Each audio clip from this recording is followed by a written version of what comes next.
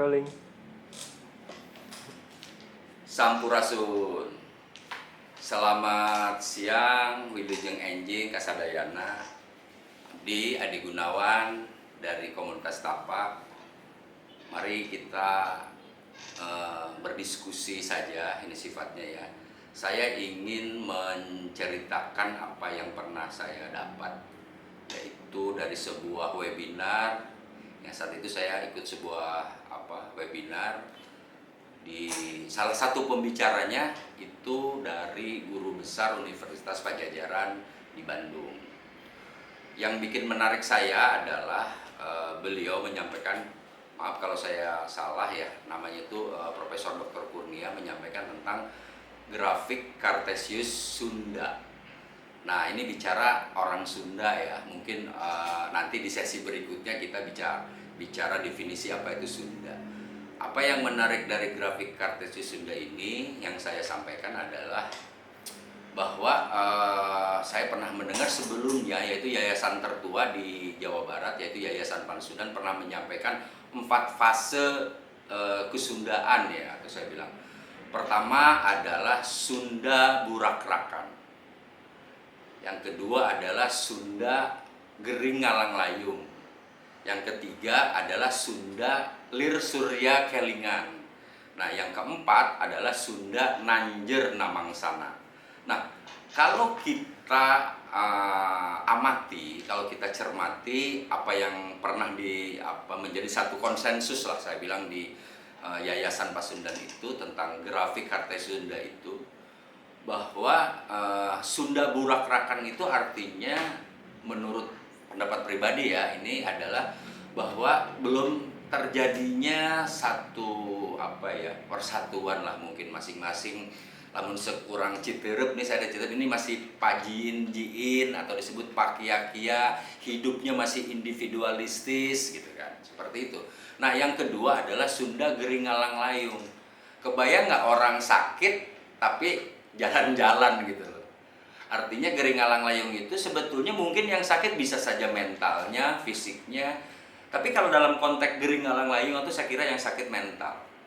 Artinya tidak ada, kan kita sering mendengar ada mensana en corpore sano, katakan di dalam jiwa yang sehat terdapat tubuh yang kuat. Tapi enggak kok, orang gila itu jalan-jalan jiwanya juga nggak sehat. Nah, Gering Ngalang Layung itu seperti itu. Artinya sebagai manusia itu dibutuhkan sebuah mentalitas atau spirit yang memang juga sehat. Nah, Gering Ngalang itu jadi orang yang dengan mentalnya lemah, spiritnya lemah, tapi dia hidup sudah dia itu tidak punya konsep unity, individualis, dan mentalitasnya juga sakit gitu menurut saya. Oke ya.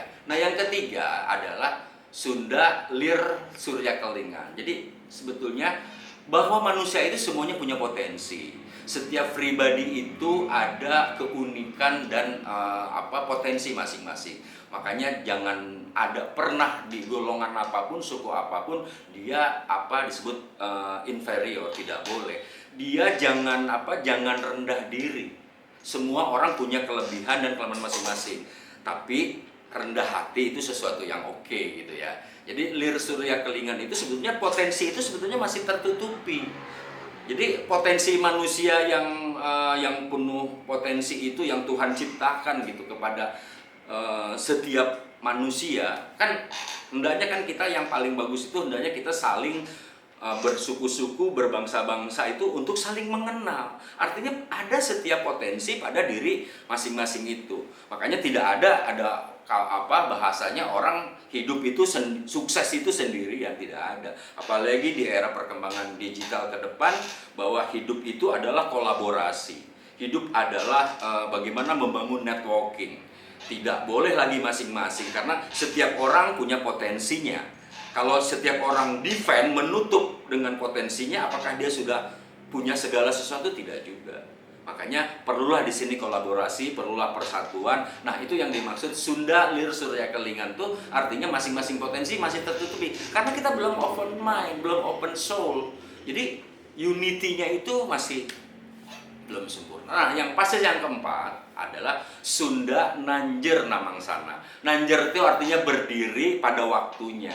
Artinya kalau Ketiga yang tadi Sunda Burak-Rakan, Sunda Gering Ngalang Layung, Sunda Lir Surya Kelingan, dan udah memasuki fase Sunda Nanjar Namangsana. Kalau proses ini sudah terlampaui, dia pasti akan artinya sukses lah. Manusia yang memang the right man on the right place, sesuai dengan bidang masing-masing. Dia akan sukses, passionnya dia. Karena apa? Karena apa tadi? Karena dibangun berdasarkan networking, ya kan, kolaboratif, kerjasama. Saya kira itu yang menurut pendapat saya, koreksi bisa saya salah. Karena bagaimanapun juga bahwa persatuan di antara semua komponen anak bangsa ini harus ditegarkan gitu. Jangan sampai redup pijar kita sebagai anak bangsa, sebagai pilar-pilar Nusantara ke depan. Terima kasih, Sampurasun, Adi Gunawan, Merdeka! Kat bro, coba.